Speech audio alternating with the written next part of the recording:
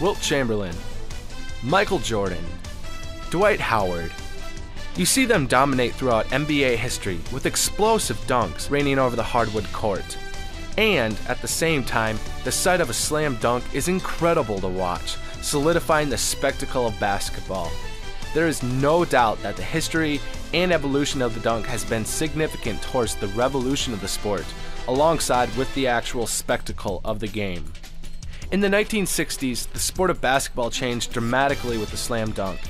But even before then, Olympic gold medalist Bob Curlin was the first player to regularly dunk basketball in games from the 40s to the 50s.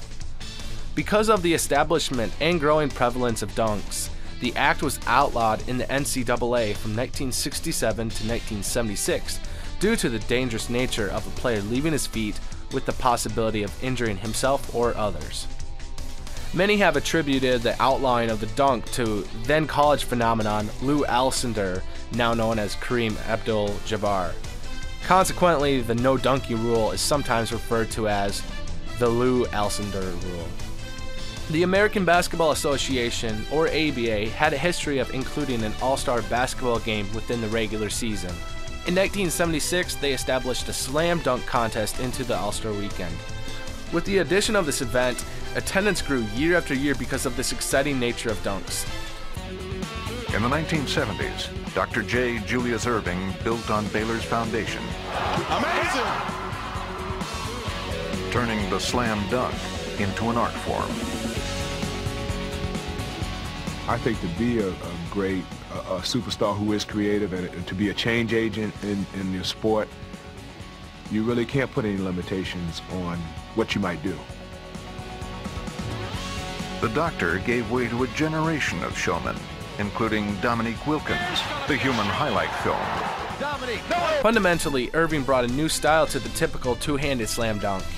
An online article reports that he could windmill, rock the ball, go behind his back, head, and other stuff that no human could ever do with a basketball. Shifting to the 1980s, dunks were no longer a phenomenon, but the level of competition and excitement kept growing and growing when it came to the slam dunk contest. During this decade, superstars Dominique Wilkins and Michael Jordan came into their prime during games and during the slam dunk competition. Soon, the dunk would evolve again in the hands of Michael Jordan.